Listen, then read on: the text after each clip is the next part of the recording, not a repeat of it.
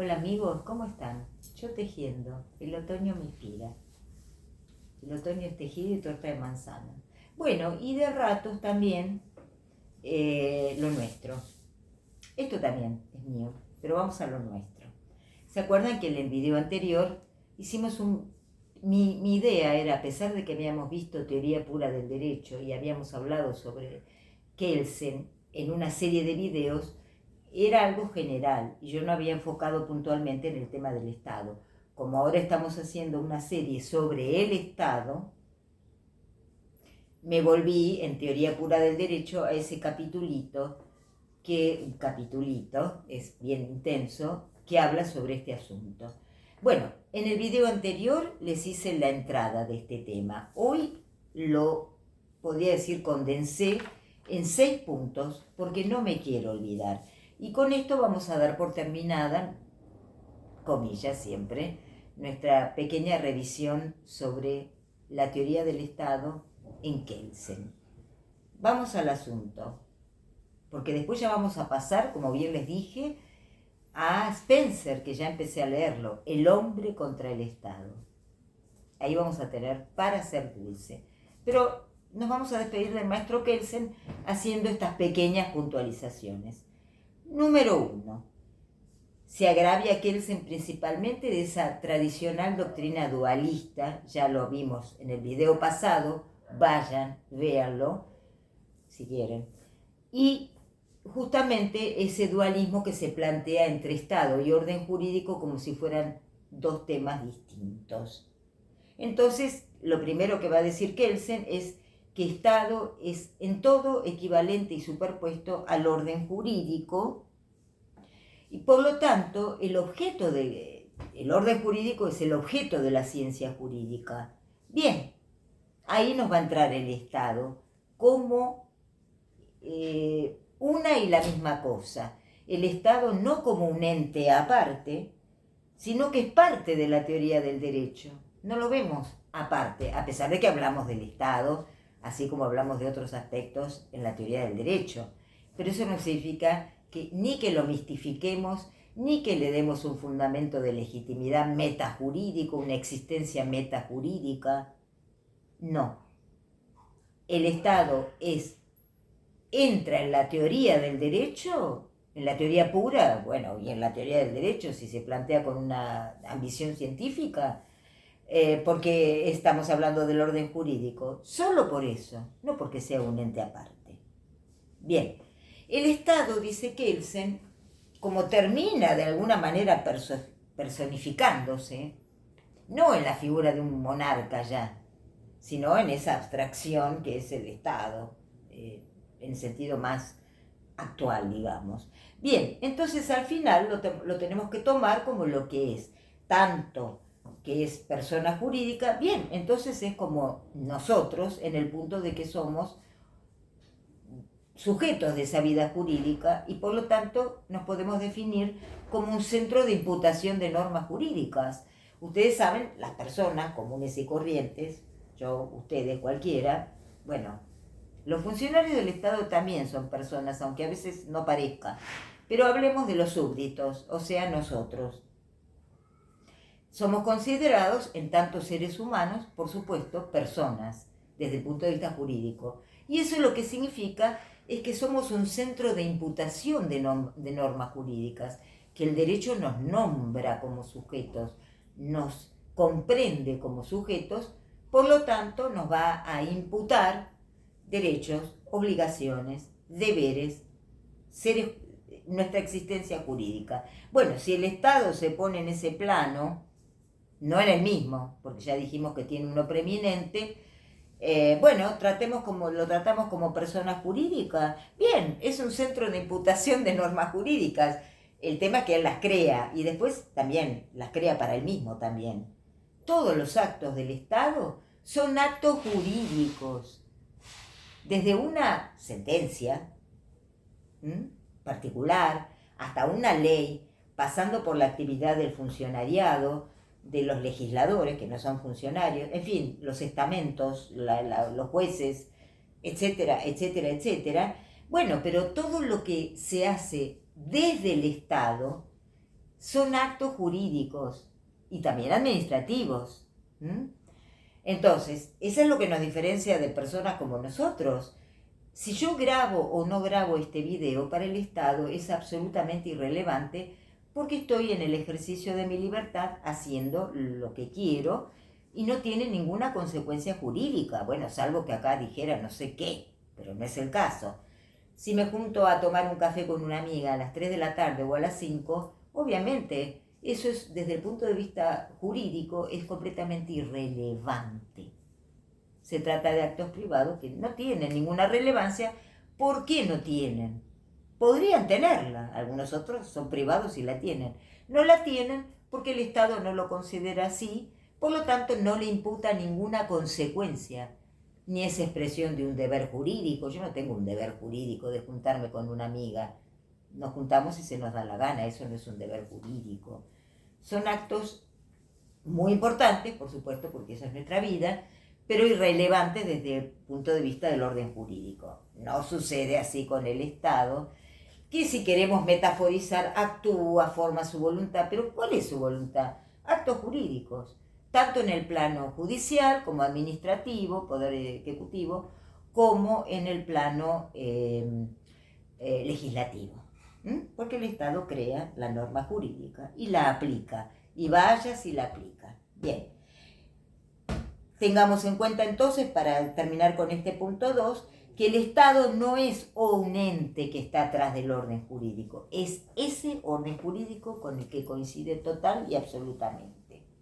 Bueno, también recuerdan, este es el punto 3 que le quería mencionar, que habíamos hablado de cómo se había dado ese paso histórico de la descentralización a la centralización. Por eso tenemos que entender, dice Kelsen, que el género es orden jurídico. No hay, es sinónimo de sociedad, ni siquiera le agrego humana. Sociedad es solo humana. Metafóricamente la decimos en el mundo de la naturaleza. Pero no hay tal. Podrá haber una comunidad biológica, mas no una sociedad regida por leyes, normada, sujeta a un orden jurídico. No. Pero eso no necesariamente es estatal. Habíamos visto que vivimos, incluso ahora también, no todas las sociedades se organizan en Estado, que mayormente sí.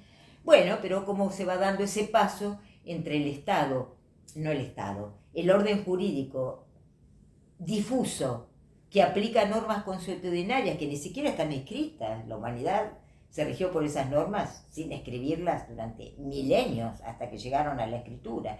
Bien, pero hay un orden jurídico ahí, y hay funciones judiciales que estarán a cargo no de órganos constantes que tenemos que mantener con los impuestos, etc. No. Puede ser una instancia comunitaria, una instancia difusa, un árbitro, jueces que cumplen, son de la comunidad, pero no son jueces todo el tiempo, pueden cumplir esa función y resuelven los conflictos tanto en el plano civil como en el otro un poquito más duro, si ha pasado algo penal, digamos, lo diríamos hoy, pero entonces también, y se acabó.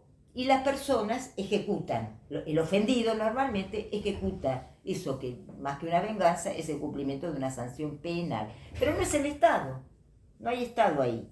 Bueno, eso se va concentrando como funciones manifestadas a través de órganos, con un funcionariado, y etcétera, y etcétera. Pensemos en Egipto, por ejemplo, era así. En el antiguo Egipto, un Estado con un, bueno, en este caso un monarca, normalmente era a la cabeza, y eso es el orden jurídico, es el fisco, es la materia penal, es la organización de la vida civil, religiosa, etcétera, etcétera. O sea, es el orden jurídico ya centralizado y como dividido en funciones, lo que ya más o menos conocemos. Vuelvo entonces al tema. La teoría del Estado es la teoría del derecho, o parte de ella. No hay una parte del Estado. Punto número 5. Esto es muy importante. El Estado es un hecho de poder. Es un hecho de poder. No lo va a decir Kelsen únicamente, ¿no? Por supuesto. Hasta Hobbes lo dice, y muchos más. Reconocen que es un hecho de poder. Y reconocen también que hay lo que se conoce en el derecho internacional, o sea, de toda la vida, como el principio de efectividad, que es un principio de realidad. Entonces, si un territorio está sujeto a un solo orden jurídico, porque nunca puede estar sujeto a dos, ¿no? Sea estatal o no, está sujeto a un orden jurídico, el Estado lo encarna ahora, ya no es difuso, el Estado lo encarna, vaya si lo encarna, lo re que te encarna. Es único, controla un territorio y impone ese orden, y en general podríamos decir, los súbditos se acomodan a ese orden, en general lo reconocen, lo conocen y en general acomodan su vida a ese orden, y si no vendrá el chachazo en la cola. Eso es un Estado. Entonces es soberano relativamente hasta ahí, salvo que invada, amplíe territorio, bueno, la historia humana. Pero no lo es de manera absoluta. ¿Por qué? Por la sencilla razón de que en el mundo hay muchos estados. Siempre hubo muchos estados, ahora hay muchos estados. La mayoría de las organizaciones políticas son estados. Recuerden eso. Orden jurídico y género. Estado es especie. Siempre hay un orden jurídico, pero no siempre es un estado. Por eso dice Kelsen, todo Estado es un orden jurídico, pero no todo orden jurídico es un Estado. Pero hoy son mayoritariamente Estados. Pero claro, rige el principio de, digamos, la comunidad internacional es anárquica. No es ni monárquica, ni no hay un gobierno del mundo, ahora tampoco. Es anárquica. Hay muchos estados, más poderosos, menos poderosos, y conviven. Muy bien, así al frente de ese estado, Pol Pot, Pinochet, Fidel Castro o Stalin, si consigue imponer el orden jurídico, continuar con su existencia, incluso después de una revolución que revolotea todo, caso típico cuando la Rusia pasó a ser la Unión Soviética.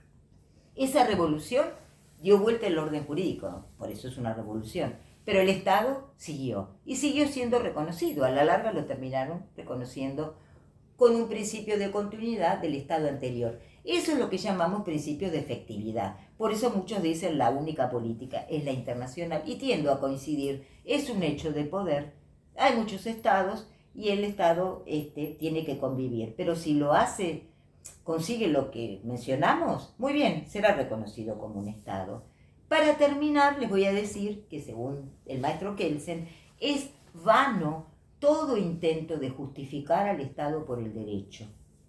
No vamos a ir a ningún lado, es un tema circular, no existe el Rechtsstaat.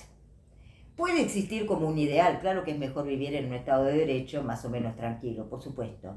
Pero eso, dice Kelsen, no tiene nada que ver con justificarlo. A mí me tiran piedras porque yo doy en el clavo de lo que es la ideología más poderosa del siglo XX, que es la que está destinada a legitimar no solo el Estado, sino su poder omnímodo. Por eso me dan. De cualquier manera, no es misión de la... Si bien él dice, se puede llegar a justificar un poco el Estado, desde el punto de vista ético, filosófico, lo que le quieran poner, y hasta religioso. Muy bien, y hasta jurídico, pero no es misión de la ciencia hacerlo, no de la ciencia jurídica. No es misión de la ciencia justificar nada. Eso es otro tema. Bueno, acá vamos a dejar a Kelsen, que me encanta, y nos encontramos pronto con El hombre contra el Estado, del gran Herbert Spencer. Gracias.